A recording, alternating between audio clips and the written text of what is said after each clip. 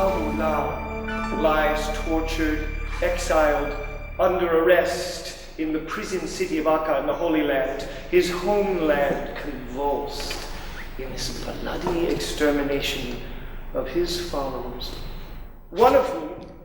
Bill George is an American actor recently on tour in New Zealand, performing his one-man show, The Kingfisher's Wing. I look at theater as essentially something like painting or dance.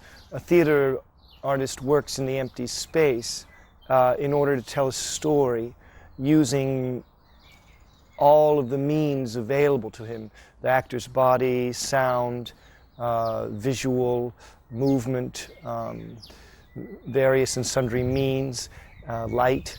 And so that's what I do. I create theater in the space, the purpose of which is to move audiences, you know, in the context of a particular community that you're attempting to speak to and move forward through this communication. So, you know, that's basically the way I see myself. This is a story of my little brother, Abdu'l-Bahá, 17 years old, and my obstinate 77-year-old father, Haji Abdul Majid. They stand at either end of their generations and argue over just about everything, including religion, of course. You see, my father follows the new faith. He is a Baha'i. My brother, on the other hand, holds to the family's Islamic traditions. Won't let my father forget it for a second.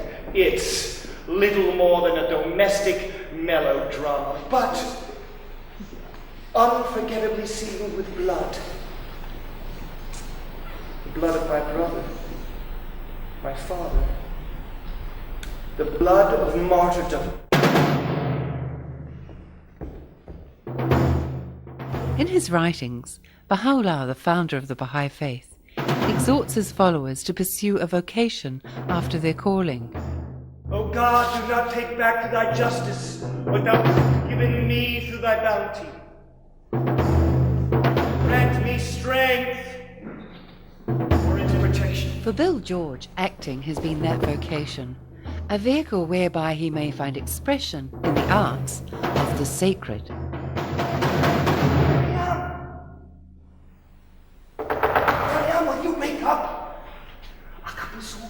What are you doing out so late? Open the door.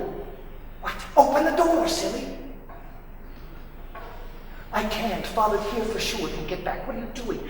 Get back from the window. Akab, just shut up and get away from the window, will you?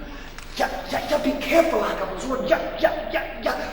Watch out. Yeah, upsy daisy. Watch out. Oh, Bruce. Akab, you gave me quite a fright. Good. Consider it my wedding gift. Akabuzurk! Now that's not nice. Where were you? Out. I know you were out with who? I wanted to do a play which had something sacred about it. And you're not really sure where you're going to find that, but you go mining in areas where you might hopefully find that. And the story of Badi, which is, or Akabuzurg, is 17-year-old youth who carried a letter from the prophet founder of the Baha'i Faith to the Shah, the king of Persia, present-day Iran, seemed to me really good story to tell for three reasons. One, Baha'u'lláh, the prophet founder of the Baha'i Faith I've been reading, said that his story would be told again and again. So this kind of said to me, there could be something really good in here, and this story needs to be told from a Baha'i perspective. But also, his journey, this 17-year-old youth, carries this letter from the prison city of Akka in the Holy Land to the outskirts of Tehran, where the Shah was going on a hunting expedition, this 1,600-mile journey. This journey seemed to me an important metaphor. And from a movement theater, from a technical point of view, I just thought that there was a great symbol in there which could hold the story together. And I was attracted from an aesthetic point of view. Then thirdly, the story is about really a father-son conflict. And I had a 12, 13-year-old son, and I also had a father who was getting older and dying. I was right in the middle. I was father and son. And from an emotional point of view, I was really interested in exploring this area. And for those three reasons, I thought it was right to try and do a play about this story. No, you won't, yes I will, over my dead body. Then I'll leave. Go ahead, straight to hell, Father. Those who disbelieve, those who cry lies, says the Holy Quran, they are the inhabitants of hell. But never have I cried lies. That father's a lie. You get out of my house! How dare you call your own father a liar? No, I am your father, boy, and deserve respect. You laugh, you're the one telling the joke. What are you talking about? You're the one who throws the family jewels into the dirt. Oh, not that again. Remember, Father? 2 saddlebags of turquoise into the dirt, your heart palpitating with love for Baha'u'llah. Look, try to understand. We are on our way to Sheikh Barsi. Our lives were in grave danger. The turquoise meant nothing. It was an important symbolic gesture into the dirt, Father. 500,000 of Persia's finest turquoise into the dirt. And you ask for respect. What do you think that makes people think? They think you're insane. No, they do not. You're the shame of our family. I am not. Now listen, Akabazuk.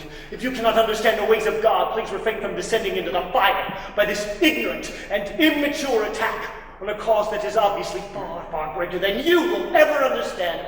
Father. Actually, this play was originally conceived as an oratorio, with large puppets, because 16 feet tall puppets. And, but in the end, I realized the piece would never exist if I were to try and do it on that scale. So I knew that if I was actually going to perform this thing, I'd had to find another structure to carry the idea. And as soon as you go down to one person, that was really very satisfying, in a way even more satisfying than having individual actors playing the different roles, because when you do individual actors, you think the whole object is that the flesh kind of gets in the way. I have a hard time talking about this, but the thing is, there's a lot of people in this play, several characters, who are gone, they're dead, but they're very much alive in our minds and our hearts, inspiring us. But when you act with them as a real actor, you have a tendency to keep getting confused by thinking that the actor on stage is what it's all about. But it's not about that. It's about ghosts, so to speak, who are alive. And when you use puppets, and in the play we use rod puppets, you're very aware that what's there is not real. And it's constantly, but it's moving, and it's alive, it's inspiring, it's causing you to laugh. And you say, where is this coming from? And it begins to make you think mystically. It begins to tune you in to the fact that even our own bodies are not that different than the puppets. So the play moved from an oratorio into a one person, and really it's not about me, it's about the imagination of the audience and the actor, and the techniques that are chosen are devices which don't point to the actor, but they point to this invisible realm. And so abstraction really helps, I think, in sacred subjects. I don't even know what I'm doing.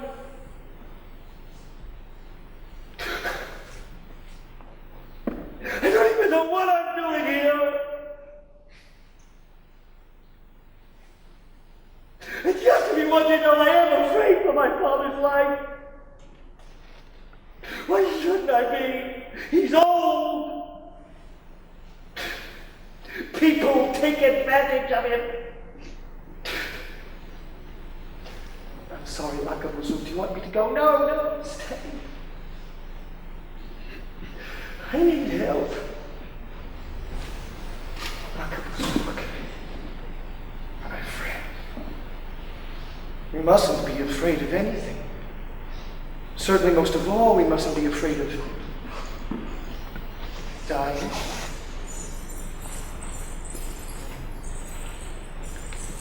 We cannot love without pain,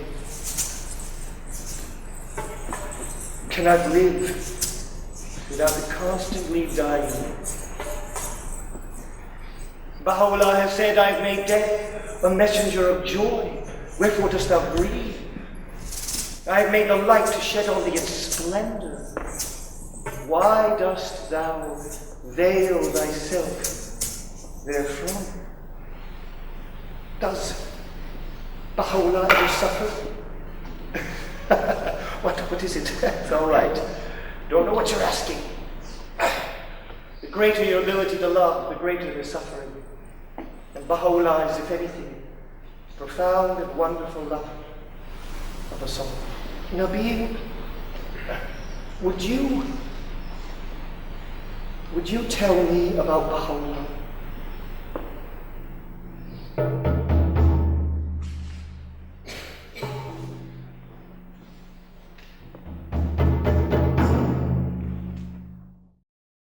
Almost anything good in this play came because of a problem, and anything interesting that was a result of a solution to a challenge that I didn't have the answer to. And when you're working with puppets, I find that they're capable of sustaining a limited vocabulary. They can go pow, pow, pow, but it has to be pretty. They can't sustain long speeches. And yet there's parts in the play where I want to go deep. I want to go into the water and stay down and stay down and stay down. A puppet can't do that. If it starts talking like that for a really long period of time, it kind of loses its life. And so I just had to, the puppet couldn't do it anymore, so I just put it down and took over myself. And I'm really quite proud of that, because of all of the shows that I've seen, puppet shows that I've seen. I've never seen anybody do that. And so it's pretty hard to advance an art form, but or to make any significant contribution. But if I think I've made any contribution to puppetry, it's bringing that actorly approach to the handling of puppets.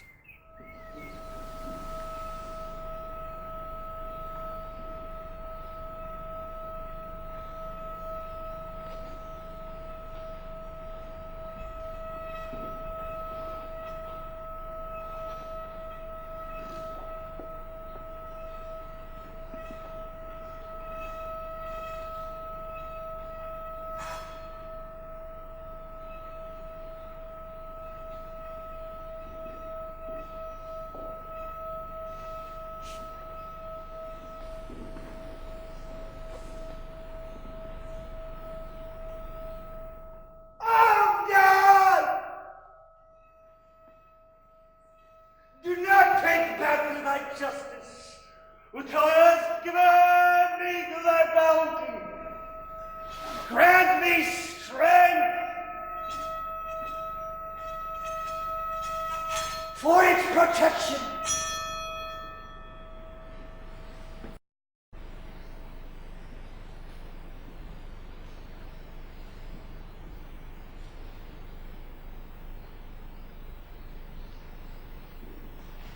I must tell you that in the creation of this work, I'd often stop and ask myself,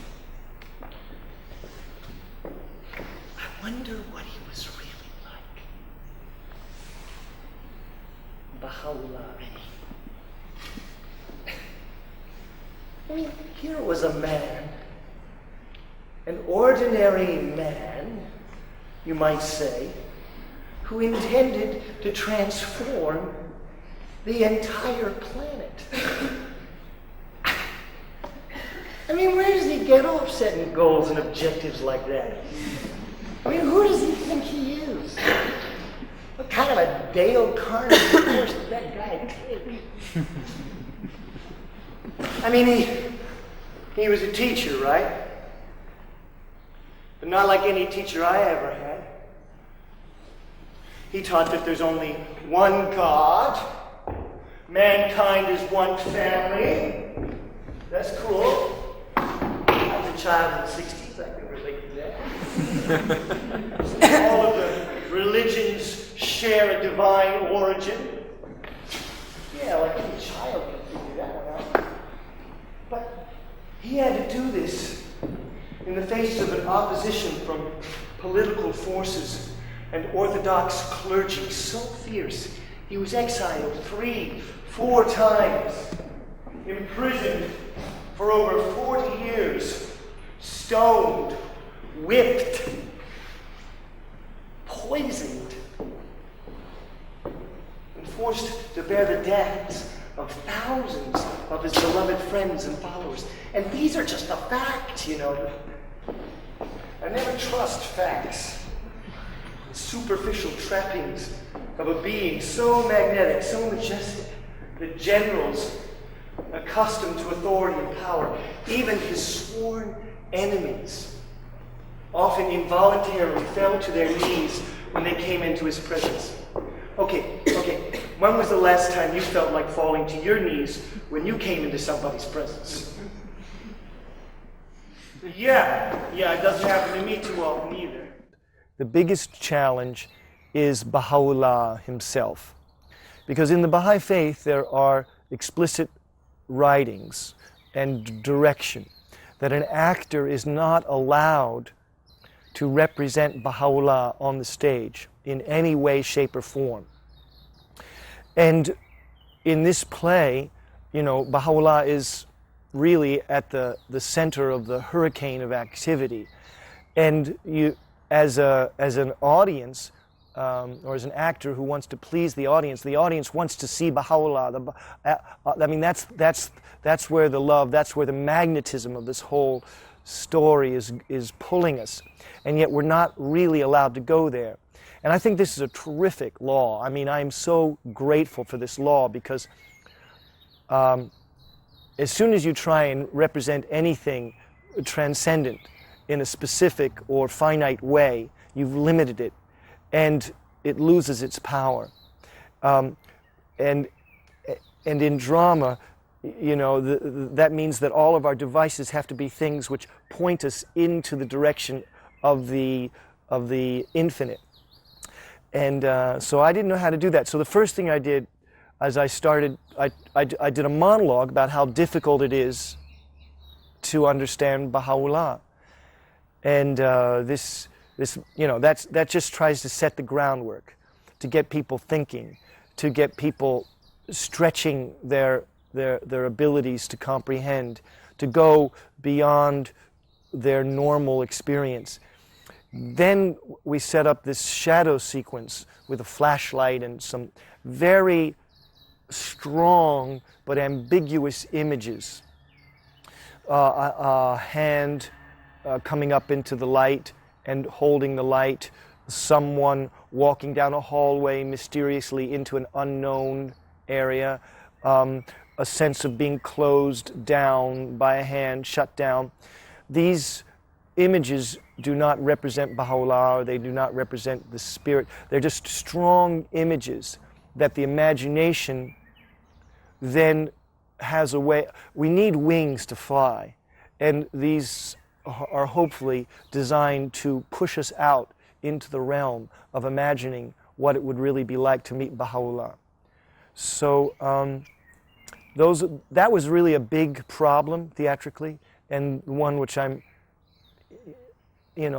fascinated by how things actually turned out in the attempt to represent Baha'u'lláh. From the prison city of Akka, in the Holy Land,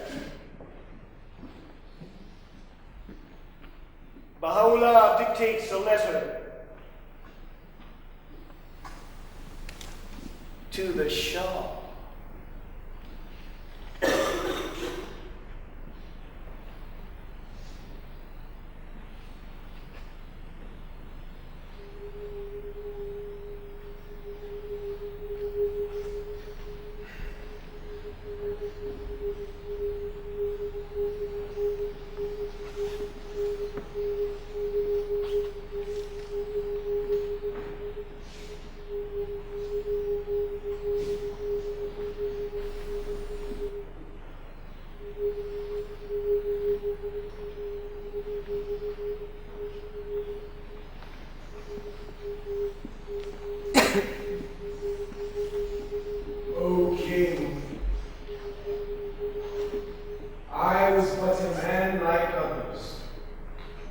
asleep upon my couch, when lo, the breezes of the all-glorious were wafted over me, and taught me the knowledge of all that hath been.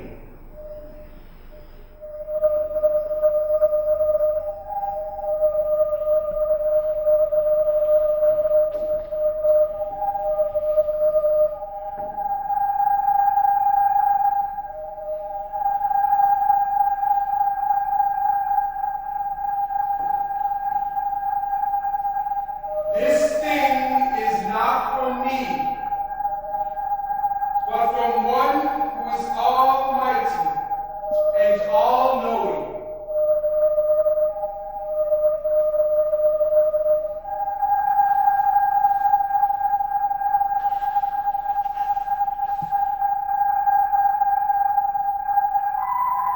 Decide then, for me or against me.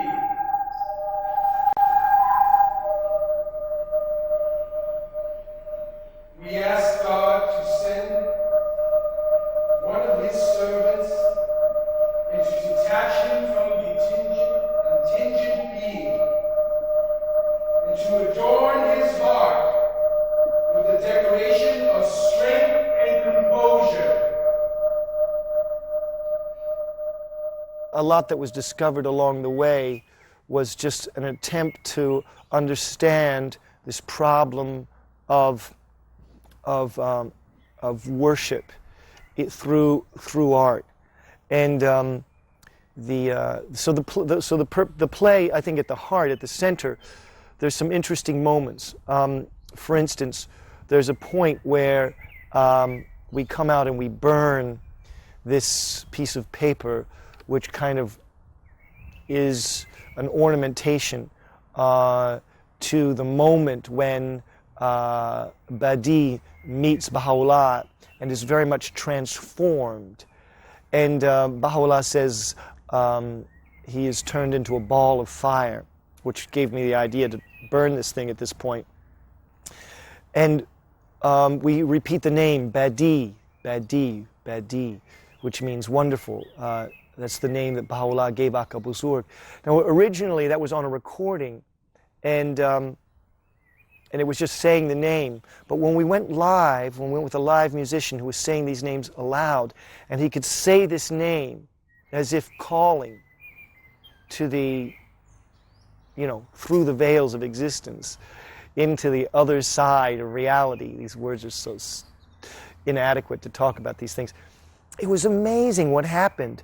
It was like in one of those movies where, woo, woo, woo, woo, everything in front of you begins to kind of make waves, and you could feel in the audience the goosebumps coming up the back of, and it was as if we were reaching into the womb of reality itself to Badi on the other side, and touching, and he was moving, the sense of invoking. This whole concept of invocation was touched. It was an accident.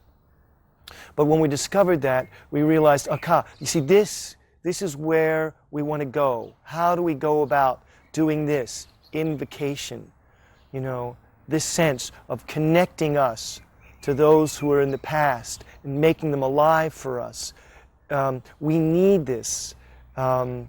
And to help us move into the future.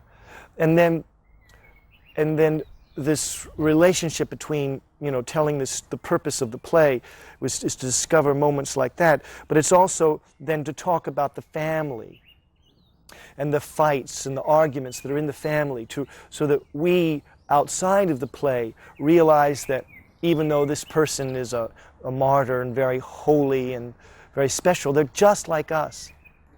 And that we realize that we're in raising our children, we're all facing similar difficulties.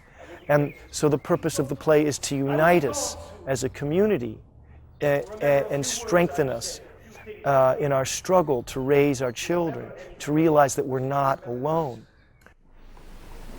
You be true to your faith. You hear me? You be true God spits out a lukewarm believer. Let it burn. Let it burn inside of you the love of Baha'u'llah, until it burns every thought of anything else away. It's your only chance for real happiness. I tell you, when I am gone, if you do this, I will always be with you. Yes, Father, I'll try. Don't try, do it. Yes, Father.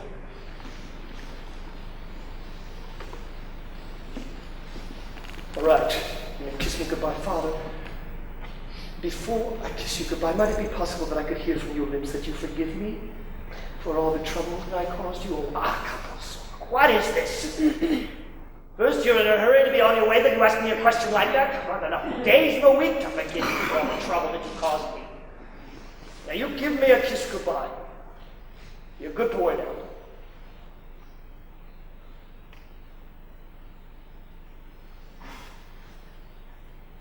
Yes, Father.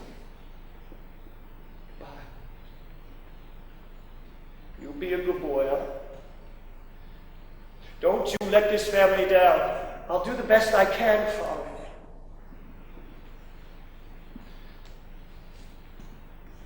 Goodbye. Akabuzun, you forgot your food for the day's journey. Mariam, don't worry about me. I'll be all right. Goodbye. Goodbye. I love you. I love you both.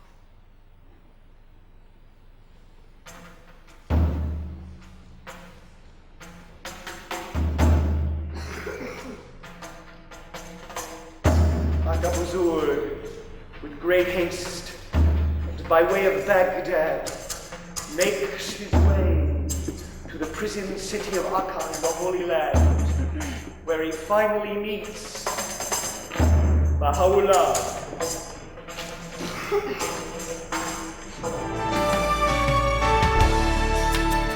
For more information about Baha'i Faith, please phone 0800 Baha'is or 0800 224247 or write to the Baha'i National Centre, PO Box 21551, Auckland.